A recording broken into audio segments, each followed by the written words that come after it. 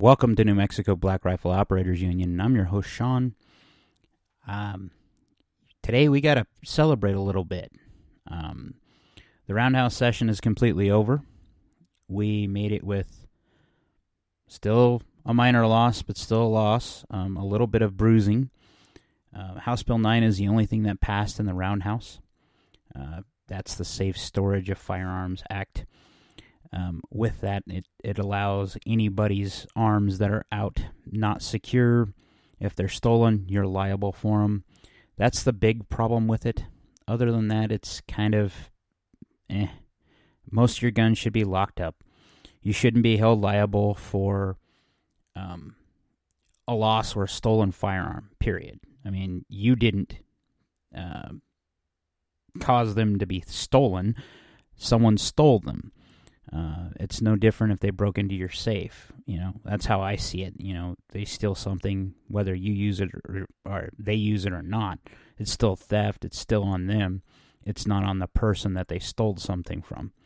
But leave it up to the state. That's what they'll do. But overall, we have to look at that as a win, even though it's death by 1,000 paper cuts. But at least we're not Washington State.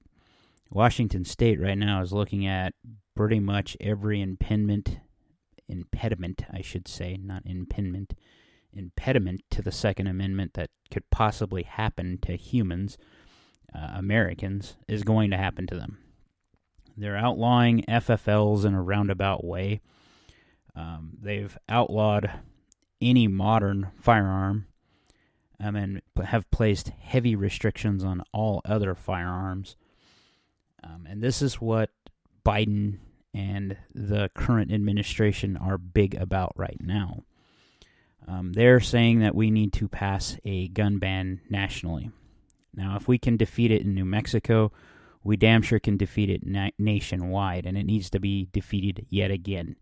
It's not going to benefit society. It never has. It never will. You can look at the old gun ban that they had in the 90s that sunsetted. There's a reason why it sunsetted. There was no appreciable crime that was remediated from having a gun ban. So why are they trying to push it now? Because it's feel-good legislation. Right now, it's all about how can I make myself look good enough so that I can maintain my office and maintain funds coming into my campaign so it funds my life roundabout way. The only way this gets fixed is if we, to put it bluntly, get more active. You cannot, it's hilarious going and starting my own business now because I've noticed one thing, that the right funds the left in every way. And I say that even in the libertarian sense, or the ANCAP sense, people that have some sort of business acumen, they will always be okay one way or another. They seem to understand that our dollar makes mountains move. And without that, you don't see it happening. So what I mean by this is the more we fund movies, the more we watch movies, the more we do stupid stuff like buy books or whatever. I mean, these are entertainment pieces, but they fund leftist organizations and organizations that aren't pro-2A and aren't pro-freedom. So I am a hardcore advocate about putting your money where your mouth is. If you find out that these guys really are that bad, I'm not saying boycott everything because that's damn near impossible. But you can definitely take a nice whack out of their price, out of their bottom line, and that's where they start moving and listening to us more often than not. You'd have to be living under a rock if you hadn't seen that Trump thinks he's going to be arrested. I don't know if they will because that seems like an awfully big bluff to throw down. And considering the press around it right now, after he came out and said he's probably going to get arrested, that would just secure more division and more votes for him. And I think that's the last thing that the people in power want right now is to give Trump any more power. It is highly possible, though. We live in weird times. And if ever that I've mentioned that you should probably own a black rifle and have done some training or are doing so right now, it is probably a damn good time. The division in the area, or not just in the area, I was going to say, in the air is palpable. You can feel it everywhere, especially when it comes to culture war issues that have invaded everyday aspects of life that they shouldn't. You see so many people who are sheep, and when I say sheep, you know, they keep bragging or keep saying that the drag thing, why are we picking on drag people? I'm not. My only problem is I've been to a drag show or two because of friends I've had, and I have seen them, and they're nowhere near appropriate for kids, ever. At least the ones I have seen. And I don't believe that having a sexualized show of any kind is a good plan for anyone that's still in school. Wait till they get older. We have an over-sexualized populace right now. Let's quit doing that. We look at what's going on in the world right now, or I do, and the first thing I think of is that the masculinity that everybody has spoken out, or I say not everybody, the idiots have spoken out against that as robbing and oppressing people is actually what the world needs more of. You know, we're supposed to be sheepdogs. At least that's what my dad always taught me. You know, we're supposed to protect the weak, protect those in our flock. You know, that's the human condition. If we're going to succeed, we're going to do it by making sure our people, our family, can succeed. We do that by defense. That's always been a manly trait. More and more women have taken that upon themselves to get into it, and there's nothing wrong with that. And historically, it could be either. I'm just saying that it's a human trait for us to defend one another. And it makes no sense that, we see stupid things. Case in point, let's just talk about this one that I think is hilarious. Not hilarious, I think it's stupid. Brandon Herrera, he might know him as the AK guy, the gun meme review guy. Him and Donut Operator this weekend decided to go to Dan Crenshaw's birthday party.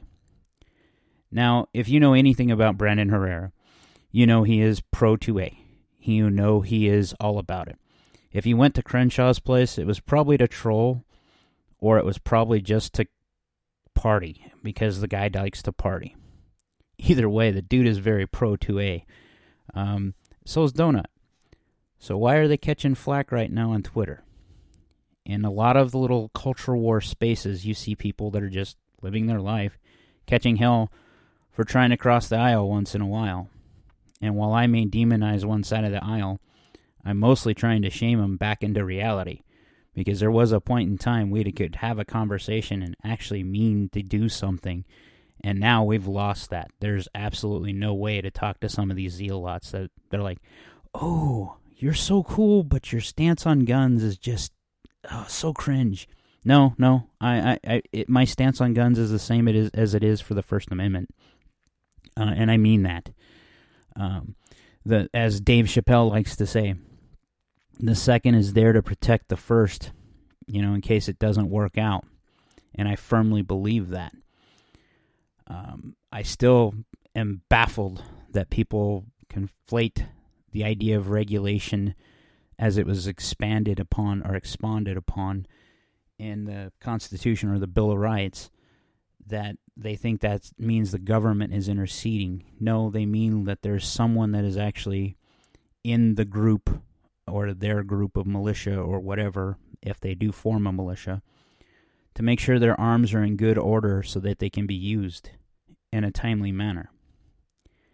What that would mean nowadays is that some folks may actually have some crew-serve weapons, and I'm actually for that, because something has to check what we've seen. Because it doesn't look like the guys that we always thought would be out there to protect us will protect us. They're there to collect a paycheck just like everyone else. And if it comes down to it, I'm not so sure that they'll be there to help us. And in today's world where you're seeing a former sitting president being arrested possibly, or walking around in a perp walk. We're in a different environment where I never thought we would ever be. And I say that reading tea leaves for a long time and being a prepper. You know, I always thought that there would be some sort of other boogeyman, and I knew that there was a possibility of a civil war, but I never thought it would be backed or so ingrained in the government that you would actually know that there is no way you can count on them for anything. If anything, I have had my eyes opened during the last 3.5 years or 4 years. Today marks the 2nd year anniversary of my dad passing. So, March 19th, 2021 is when my father left. I honored him this weekend by doing everything my dad would. I went and helped some people with some reloading. Dad loved to reload. I went and tried to shoot.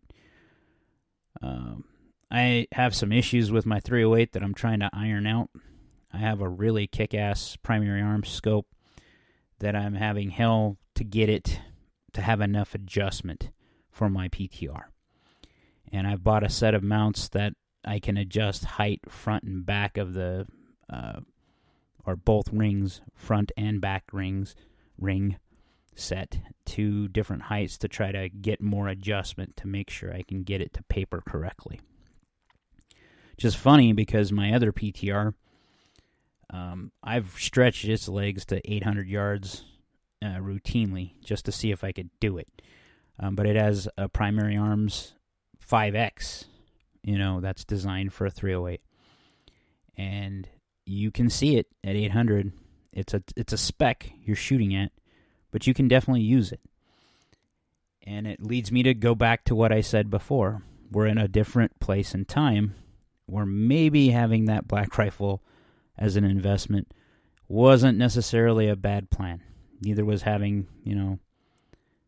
10 or 11 mags fully loaded and ready just because you're an American and you need to be able to do stuff. I would say 10 or 11 mags is the bare minimum you would want to have. That's just me. I personally think that we're in a different world, and I never would have suspected, like I said, seeing Trump or any president being perp walked on purpose to make a political point, especially for something that it looks like is a misdemeanor. So he's not even going to be able to be put in jail long enough time. Meanwhile, we have the same stuff coming out about the Bidens. Yet another Biden is now on the Chinese payroll or has been on the Chinese payroll. But people keep voting for stupid. And what terrifies me about that is we can vote our way into stupid, but usually you have to shoot your way out of stupid. And I'm hoping to God we find a way not to do that, because that's the suckiest possibility in my opinion. Because war doesn't stand for anything good, I love my friend from Canada because he said this and it stuck with me forever. Fighting because you're right, or fighting a war, is like fucking for virginity. It's the same result. And here we are. And here we are watching people advocate that we go to war in Ukraine. After 20 years of war, they're wanting to send our sons and daughters off again to fight in a battle that has no real repercussions for the United States. We're living in some interesting times, folks. Like, share, subscribe, be great.